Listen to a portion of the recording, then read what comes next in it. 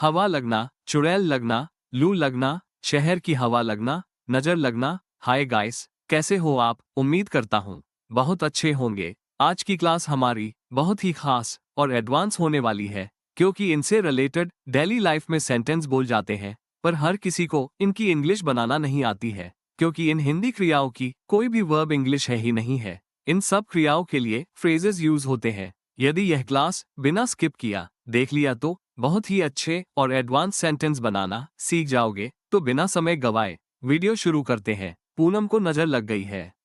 बच्चों को कल नजर लग गई थी। उसे किसी की जरूरत नजर लगी होगी। मुझे किसी की नजर लग गई है। इन सब वाक्य में नजर लगना क्रिया आई है। इसके लिए इंग्लिश में अफेक्टेड बाय द इविल आई का यूज होता है। यहाँ पर ये सब वाक्य पैसिव वॉइस में बनेंगे, जैसे पूनम को नजर लग गई है।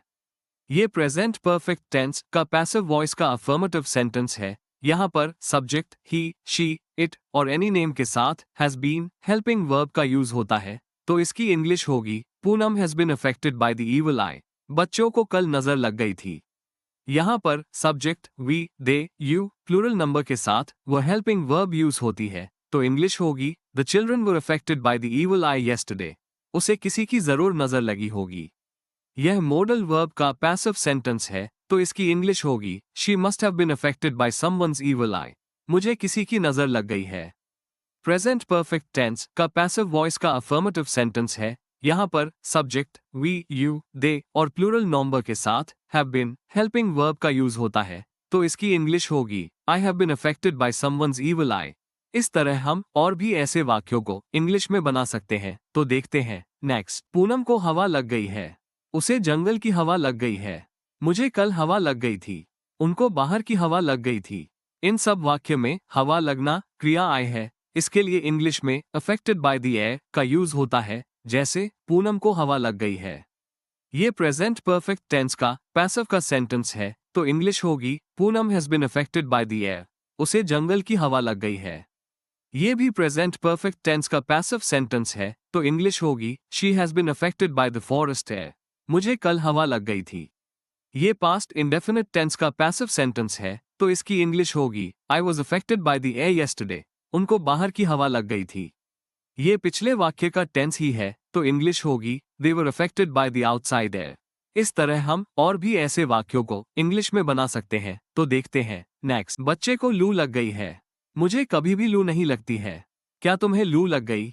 हमें गर्मी में लू लग जाती है। इन सब वाक्य में लू लगना क्रिया आई है। इसके लिए इंग्लिश में सफर फ्रॉम हीट स्ट्रोक का यूज होता है, जैसे बच्चे को लू लग गई है। ये प्रेजेंट परफेक्ट टेंस का सेंटेंस है, तो इंग्लिश होगी the child has suffered from heat stroke. मुझे कभी भी लू नहीं लगती है। ये प्रेजेंट इंडेफिनिट टेंस का सेंटेंस है, तो इंग्लिश होगी I never suffer from heat stroke. यहाँ पर कभी भी नहीं के लिए नेवर का यूज हुआ है। क्या तुम्हें लू लग गई? ये पास्ट इंडेफिनिट टेंस का हेल्पिंग वर्ब इंटरोगेटिव सेंटेंस है, तो इंग्लिश होगी did you suffer from heat stroke? हमें गर्मी में लू लगती है। ये प्रेजेंट इंडेफिनिट टेंस का अफर्मेटिव सेंटेंस है, तो इंग्लिश होगी we suffer from heat stroke in summer. इस तरह हम और भी ऐसे कई वाक्यों को इंग्लिश में बना सकते हैं। तो देखते हैं नेक्स्ट। पूनम को चुड़ैल लग गई है। मुझे पिछले साल चुड़ैल लग गई थी। उसे चुड़ैल नहीं लगेगी। उसे चुड़ैल लग गई थी।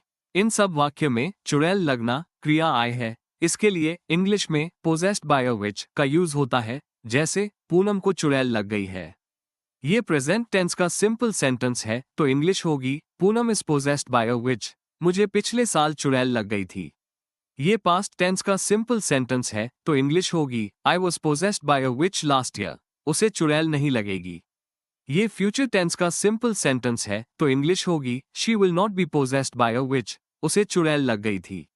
ये पास्ट टेंस का सिंपल सेंटेंस है, तो इंग्लिश होगी she was possessed by a विच। इस तरह हम और भी ऐसे वाक्यों को इंग्लिश में बना सकते हैं। तो देखते हैं नेक्स्ट। उसे शहर की हवा लग गई है। मुझे शहर की हवा नहीं लगेगी। हमें शहर की हवा लग गई थी। क्या मोहन को शहर की हवा लग चुकी थी? इन सब वाक्य में शहर की हवा लगना क्रिया आई है। इसके लिए इंग्लिश में influenced by the city lifestyle का यूज होता है, जैसे उसे शहर की हवा लग गई है। ये प्रेजेंट परफेक्ट टेंस का पैसिव सेंटेंस है, तो इंग्लिश होगी he has been influenced by the city lifestyle. मुझे शहर की हवा नहीं लगेगी। ये फ्यूचर सिंपल टेंस का पैसिव सेंटेंस है, तो इंग्लिश होगी I will not be influenced by the city lifestyle. हमें शहर की हवा लग गई थी।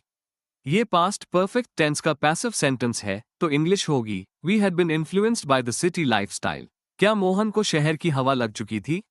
ये भी पास्ट परफेक्ट टेंस का helping verb interrogative passive sentence है, तो इंग्लिश होगी had Mohan been influenced by the city lifestyle. इस तरह हम और भी ऐसे वाक्यों को इंग्लिश में आसानी से बना सकते हैं। उसे इंदौर की हवा लग गई है। इसकी इंग्लिश कमेंट बॉक्स में बनाएंगे। अब ये क्लास यहीं समाप्त होती है। यदि इस क्लास में कोई क्वेश्चन हो या मन में कोई कंफ्यूजन हो तो कमेंट बॉक्स में कमेंट करें। Please support me.